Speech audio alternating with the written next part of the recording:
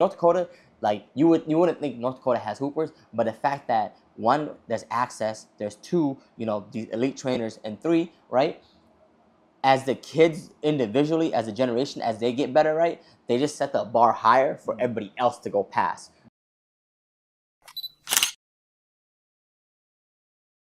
So like all the guys that you see, like I'll use an example, like Jeremiah Sem, John Onga, those guys, seeing how they play, Mustafa, Mustafa Moose Diaw from Horace, right? Yeah. I could take John and I would say Moose, right? Those two guys, they played in my pro-am.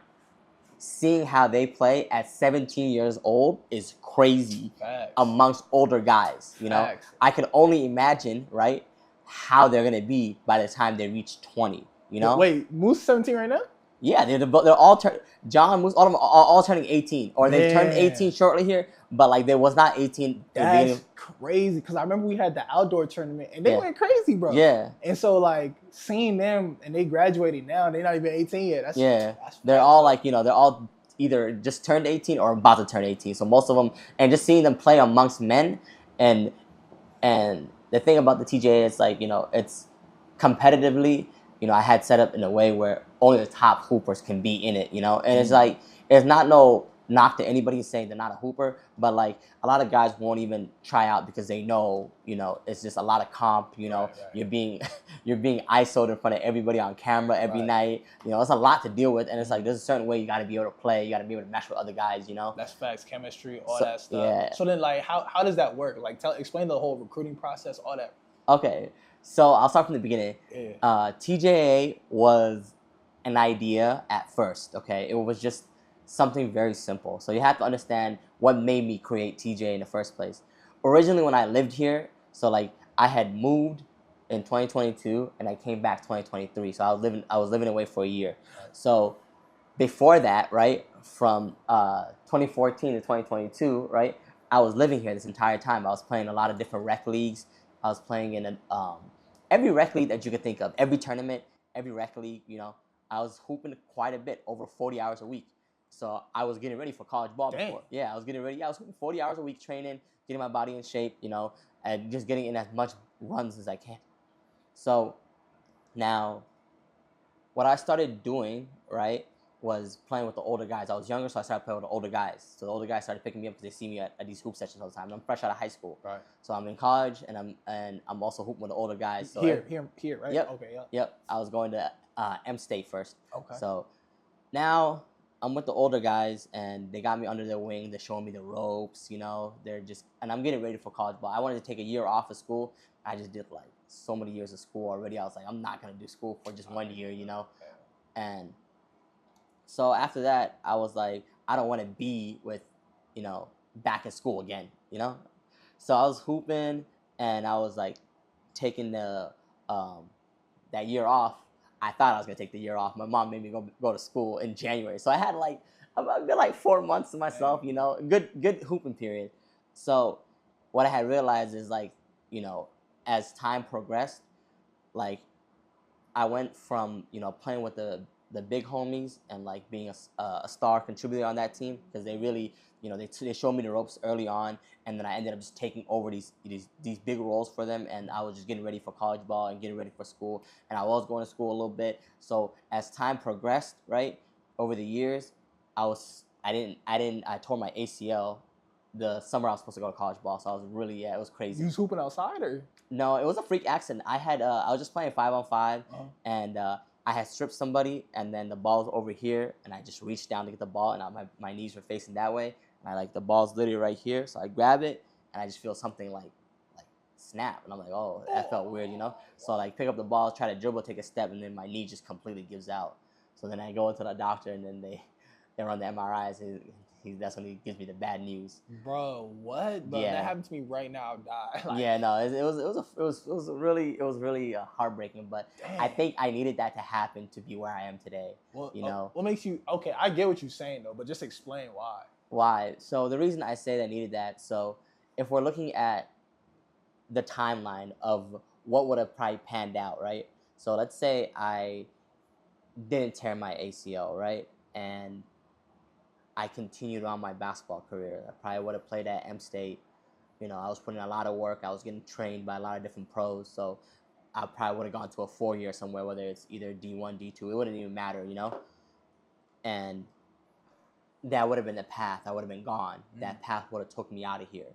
Now, tearing my ACL, I basically deep dove into the city. And, you know, especially it was a time like, okay, I tore my ACL now. What am I gonna do now with my life? Especially when you're very basketball oriented for the last like 10 years of your life, and you're in the gym every day preparing for this moment, right? And seeing myself having to refine myself, because I was sitting at home for like 2 months. I was like too depressed to work. I was too depressed to do anything. There goes my college season, Especially all my friends were like hyped to go. So like we had like a whole crew that was gonna go play at this school. So like it wasn't, and me, I was kind of one of the main pushing factors. So once I got hurt, nobody wanted to go. So yeah, it was crazy. It'd be like that. I get what you mean. So just like finding what I really wanted to do in life, my different hobbies, and it took a lot of like it took a lot of power not to walk away from basketball at that point. Like I really wanted to, like tearing your ACL. That's like the doctor letting you know, hey, it's over, bro. Like you're not gonna ever be, especially at a young how young. Like, how old are you?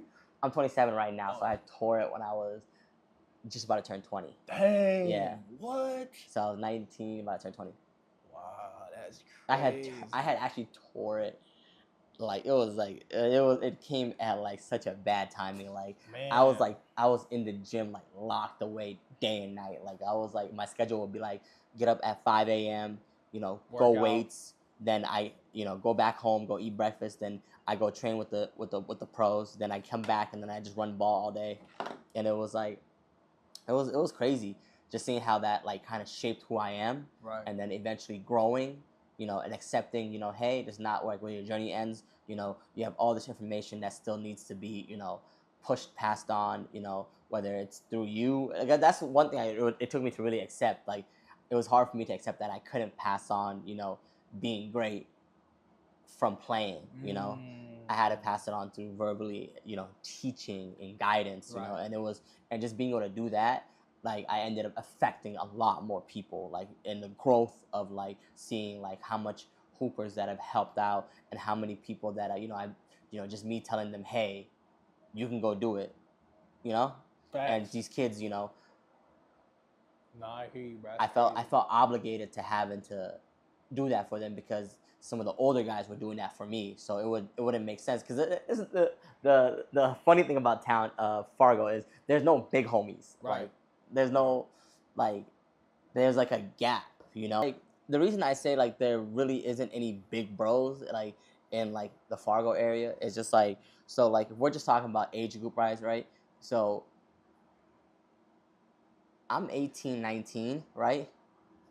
My mentor, or that's like the big homie to me, is like 38, 40, There's nobody within like that 5-6 year span, like right? 27. Yeah, 20, like somebody like me in this age range to like an 18-year-old, like a 10-year span, like mentoring these guys, someone that's in their peak, a lot of these guys get to their peak and like, they might not look out for the young. I'm not gonna say everybody does it, but like, some of the top guys, they don't give back, and it's not like it's a knock on them as their personality, but it's just like it wasn't something they experienced when they were younger. So like it's not something I could say, oh, you're supposed to be giving back, you're supposed to be doing this, you're supposed to be mentoring all these, kids, yeah, they did that in some camps in some different ways. You probably have instances where they do that, but like, affecting like a whole side of like community, like let's say for example, right, you can pinpoint like, a superstar from Davies, right? They go to college ball, they're probably playing at NDSU,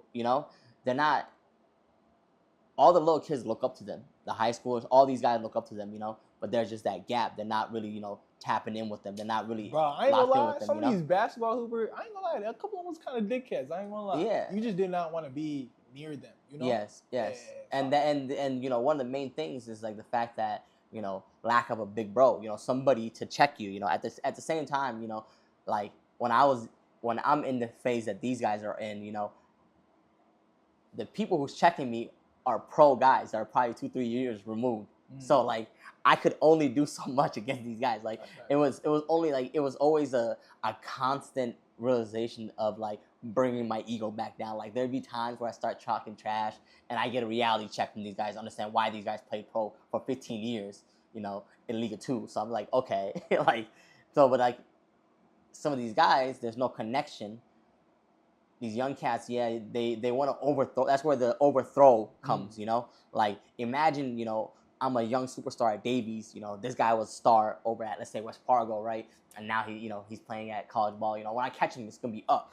There's rivalry. You know, it's unhealthy rivalry. You know what I'm saying? So it's like instead of like the older guy looking out and like, yo, hey, you know, I got your back. Like, I'll walk you through like the whole, you know, recruiting process. Like, you're legit, you know. So it was just like seeing that aspect of it. It was, and I have more than a large enough sample size, you know, to be able to say this because of how long I've lived here and just seeing it. Yeah, there've been guys in the past that like, you know, contributed and gave back to the community, but like at the end of the day, you know, like it's really hard to, you know, stand by and watch, you know, and not give back to your community, the one that produced you, you know, the ones that looked out for you. Yeah, either at some point in some way, you know, like somebody affected somebody to put you in a position you're in, you know. You don't just get you don't everything. Just get to the NBA. Like, yeah, a coach had to put you on. Somebody recruited yeah, you. Like, you know, and it honestly might have also been the fact that you're playing with the competition level that you're playing with. Somebody had to raise the bar to make that comp level more elite, so you can face that comp every day, you know, and become better. Man. So like, it's that idea of, I think you've kind of touched on this idea, false sense of like independence. Like people always want to feel like they did it by yourself, but like even the air you breathe, like, you know, somebody gave it to you. Feel me? So it's like you could never, like, we always, it's to a degree of independence. Yeah. But at some point you gotta be humble. You feel me? Yeah. So I definitely see what you're saying, bro. But then like, okay, these old heads help you cultivate a mentality. Like, how does that turn into like TJA? So this was, I'm not at the beginning of at this point, right? So when I get hurt and I go through all this experience and then trying to, you know, get my basketball career back on track and then constantly having to deal with injuries again. Like every year I was injured for a long period of time. So like I couldn't get back to that elite player that I was, you know. I couldn't get back to that level that I wanted to be, even though my skill set, you know, over 4,000, 5,000 hours on each of my hand in dribbling, you know, well over 400,000, 500,000 shot, you know, well over, you know, I'd say at this point in my life, I've already made close to 1 million shots. Like for how much I was in the gym, putting up thousands and thousands of shots. Shots, you got to go rebound. There's nobody rebounding. Shots, you got to go rebound, you know. Now, you know, I have a shooting machine, so it's like, it's way easier to like, to put up 600, 700 shots, you know, in like less than 30 minutes, you know. So it's seeing like all this kind of like push me in a direction of like, hey, you're not gonna leave your community. So I was just like, all right, I'm not gonna leave my community. You know, I had in the beginning early stages where I put my guys together and we dominated. We went from being the little bros, right, and like all these rec leagues, all these runs and stuff like that, to like very quickly being like the dogs, you know, the ones, like kind of like a dynasty. Like I went like 4 or 5 years just undefeated winning in courts. I went like multiple years winning wellness. It just got so boring that I saw all these elite teams see us and just stop playing. So like I'm watching these elite teams fall out, you know, I'm watching a lot of these guys fall out and I'm sitting there, you know, thinking of what I should do. Like, should I disband my team? Should I, you know, like, and this is like leading up until I move away in 2022. So all these like emotions of like, you know, of like, first I had done my own test runs, you know, I had started doing my own open gyms, which was like very popular. Like it wasn't open to the amateurs, sadly. It was only open to the, you know, college guys, because college guys would have a gap, they wouldn't be able to hoop. So they wouldn't be like, they want to hoop, but like they can't just go into an NDSU gym and hoop with the NDSU guys. You know, they can't just go find some pros. You know, as somebody who's been here, tapped in the hoop community, I know every top hooper. So like now the issue was we couldn't hoop at the wellness, because we start hooping, the elite guys come, the guys who argue, gotta come ruin the session. You know, these elite guys won't even play with these guys because they got their season online. You know, if they come and play in an open gym, break their ankle, is the season's out. You know, so now like, when I started like coming more tapped in with the community, I started, you know, having access to some gyms, you know. So I was just like, why don't I just make these runs the most competitive runs? So I just started, tapping in with my college friends and asking them, yo, pop out to my runs. So like they popped out, different college kids popped out from here. A lot of, uh, pros came. So like now I had cultivated like 14, 15 of the top guys in the entire state, Man. From like different schools, and the pros on top of that. Now playing in an open gym, private run, I have the keys, nobody can argue, and then now we're going at it. So it's like elite runs, everybody's getting better. Like these high guys, quality, like performance, Like I'm talking about, these runs are so intense and elite. Like, if you miss a shot, you're off the court. Like, like if you miss a shot or you turn the ball over is not even a thing. So like turn the ball over is like it's like the level of competition, the level of quality of guys that's coming to the gym. Turn the ball over isn't even like something that even comes to mind. Like you might see a turnover because of someone throwing an alley oop off the backboard, or maybe like that's maybe the only time you ever see a turnover. But like and then the demeanor of these guys, is the kind of guys you want to be around. It's a very good mix of like guys who uplift, guys who who are looking out, guys who are very good, community oriented, but now they didn't have that bridge to the youth. You know what I'm saying? So like I felt like once I started inviting some of the top high school guys, then now the bridge was slowly being formed. Man, so, I think what you're saying about that bridge is facts too. Because I remember like being here.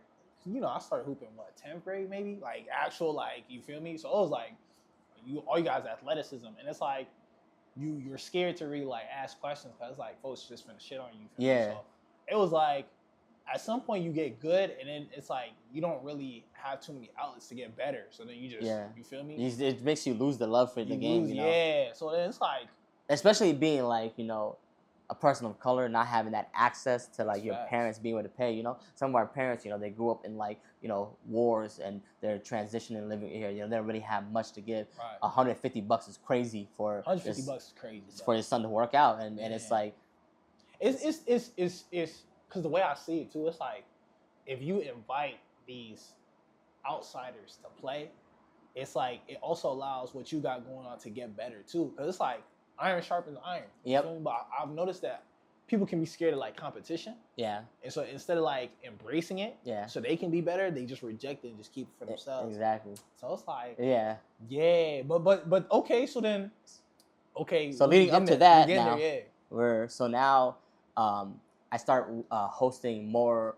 Like once my college guys go back to, so the guys that I had kind of cultivated to be able to run with these guys that got the tempo, that understood, so like 6, 7, 8 guys that's like elite quality. So they weren't the collegiate or the pro guys. These guys have been meshed in and integrated so seamlessly now that they're very top tier athletes and top tier competitors. So now once all these collegiate kids have to leave and go back to their schools and their season starts and they can't come out for a Monday night run, I have 8 guys left over to transition and bring more other amateur guys that show promise. So now what that did was that kind of boosted the quality level of these runs. So like it wasn't that much of a fall off. It was a fall off, but it wasn't that much of a fall off because I have 8 guys left over from those previous runs. That's that sample size that I had done. Right. So now what this transitions into is everybody's starting to get their love for hoop again, especially once like COVID went down, all this stuff going down. Man. It was really hard to come back to hooping after COVID. I've seen guys, some of the top guys, going to COVID and just retired, never came back. That's facts, bro.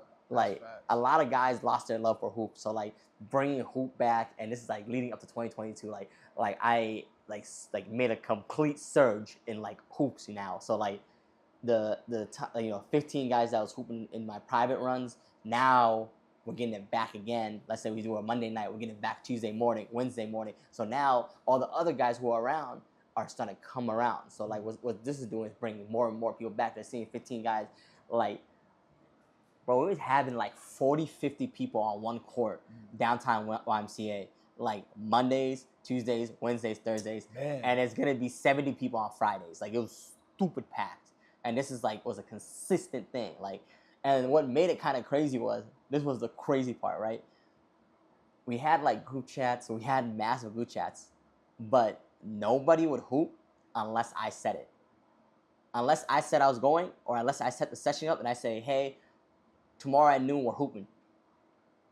I respect it. That's I was like, this is something that like still like baffles me till this day. I couldn't really comprehend it, you know, at the time. So like now I understand what it was. Like, imagine like, bro, 60 other guys are not gonna play basketball because you have work today. But if you are off tomorrow, everybody's gonna come. That's good, bro. I like that. But it was throwing me off because I was like, guys, you guys, I'm just only missing me. You guys can come back here every single day. But I've noticed that sometimes it's like it takes that one person to take the initiative. You feel me? Like low key. And if you come with quality, it's like I mean, everybody was taking initiative. They would actually what was going on in the group chat is somebody say they were hooping, everybody would say yeah. No. Like, but it's like there's a way like you probably do it to where it's like, all right, yeah, let's go, because this guy got it organized. You feel me? Yeah. But I remember just from experience, like I've seen people just try to like recreate or just do what you've already tried to do, and it's like even direct. It was like, yeah, we do men's league all the time. Like nobody want to show up. This and that, third. And it's like, no, there's a way. There's an energy you got to come with it, a passion that you probably have by yourself. And it's like when people see us, like, all right, bad. Let's go hoop. You feel me? So, yeah, like I started feeling guilty. Like any days I don't hoop, like I was like, okay, guys. Like guys would literally consistently blow my phone up, like literally before midnight, talking about, bro, set up a hoop session, bro, set up a hoop session. Like every day, that's the most frequent asked question I get asked every day. Every morning I wake up to like 6-7 messages. Yo, bro, set up a hoop session, or let me know if there's a hoop session going down. And then like at the time, like it was hard for me to understand like why I was preventing 40 grown from hooping. Like, you know, like it was. So that, but now, you know, now that I understand, like, oh, you know, I was a community leader. I just didn't see it. You know, like nobody could just do what I was doing. Like that's what I'm saying though. Yeah, like I was at the time. At the time I was like very frustrated. Like, guys, you guys don't need me to hoop. No, but it's like you have to have like a lot of patience to like really deal with people to the point where it's like, because I feel like at the end of the day, like niggas know what they be on. You feel me? So it's like when they see somebody that has the patience to like kind of put up with all that, it's like they respect it. Especially too. Like, you know, like this the difference in hoop sessions. Like if I come to this hoop session, you'll have 10 elite guys come for sure, because they know like we play basketball a certain way, you know, like it's not gonna be chaotic where guys are gonna just be calling crazy calls, right? And people are gonna be arguing. Like my hoop sessions, no one's allowed to argue. Like, yeah, you might have guys argue about it, but we'll shoot for it. But like at the same other hoop session, I'm out of it, right? Guys are gonna argue about even shooting for it. The whole game. Yeah, and I'm sitting there like, okay, like these two guys get into conflict, right? It's instantly being shot for, and we're gonna continue. Because what ends up happening is if I leave, I get mad and leave, right? The whole gym's gonna leave. Like all the elite guys are gonna leave, you know? And that's happened multiple times where I had put up a hoop session and then a couple guys to, you know, infiltrate, as they would call it, right? And they get to arguing or start doing a bunch of crazy stuff, and they're like, trying to bully people, and we're grown men at the end of the day. It's like we don't have to put up with it, you know, bro. Like we got work to do. You feel me? Like, and then these are guys like, you know, with backgrounds, you know, and then the guy who's arguing has no background, no accolades, right? And he's the one making a fool out of himself, yelling at everybody, you know. When like, yo, like the W that you're taking and being able to hoop with these guys to get better, you know. So you could have accolades, but now you think you're certified, and you think what you did, you know. Man, all right, testing, 1, 2, 3. Testing, 1, 2, 3. All right, bet. But go ahead, yeah. So, damn. So now leading up to my move, right? So I'm seeing like the gravity that I have in the city. So like now I'm touched down in Minneapolis, okay, and it's fun. Like I'm having time in my life, like I'm hooping, but the sad reality of hoops out there is guys aren't hooping. There's too many people, and the same reasons that we were closing the doors on, you know, amateur runs is the doors won't close over there at all. Like there's no way, like none of these guys have accolades, but they all, you know, move like they do, and it's like the worst type of basketball ever. So like probably within like 3 weeks, I actually stopped hooping of living out there. I went from hooping all the time, enjoying myself, to actually realize I don't want to hoop there, you know? So I just started getting on other endeavors, you know? Like I had become... Okay, just going to a place and you're hooping there and having good vibes there all the time, chances are, right, the person you're hooping with, if you see them 3 times a week, right, you'll connect with them. Like, hey, bro, let's go get some lunch. You know, you become friends with them. That's how you make friends. But if you go into an environment and you're getting ready to fight guys every Sunday night, chances are you're not gonna make no homies in that. That's you know, facts, and, that's so factual, bro. Yeah, and so that was and especially it's a big city, and I didn't realize like some very big point. Like, I'm not trying to knock the city, but everybody has guns. So like, arguments and scuffles aren't leading to like the regular normal fist fights. It's either like you're not gonna get a one-on-one. You're either gonna get jumped like 30 deep, right? Or it's gonna be a shootout in the parking lot. And that's one of the main reasons I also like stepped off like the hoop scene, because I was like, it's either that I carry a gun on me every night, which I tried like a couple of times, and I was like, this doesn't feel right. Like, this is crazy that I have to carry a pistol, a loaded pistol to a hoop session. That's absurd, you know? But unfortunately, that's like the sad reality of it, you know? Like, you have these gyms and they have random people coming through, and these random people are coming from different sides of town, and some of these different sides of towns have, you know, gang beef, and that was one of the few things that I had to open my eyes, you know? And I was like, oh, okay, there really is a lot of gang issues, you know, and a lot of like, you know, bad blood. And it was just like, sometimes just like people who don't even know you. The city is like so skewed in a way that like they might not like you because of your skin color and who you are, you know, or the fact that you're wearing glasses. Anything to knock you, especially if you're someone that's moving with that looks like they have money. You might get robbed. Something might happen to you. Someone, you know, a come up. They'll do something here and go to the other side of town. They won't run into you until maybe another hoop session. And then when you run into that hoop session, you know, you're seeing yourself with your 30 homies jumping these guys and harming these guys. Now it's just a endless, you know, cycle that's gonna go on, and that's why the whole city split up in like different ways. So there's no unity in like hoop sessions or like community in it, you know, and even people that were, you know, even like the Muslims and Somalis sometimes, you know, like they have their hoop sessions split up. Guys want to do this and guys want to do that, and then like, okay. But like, you wouldn't know that unless you put yourself into that community. Yes, I had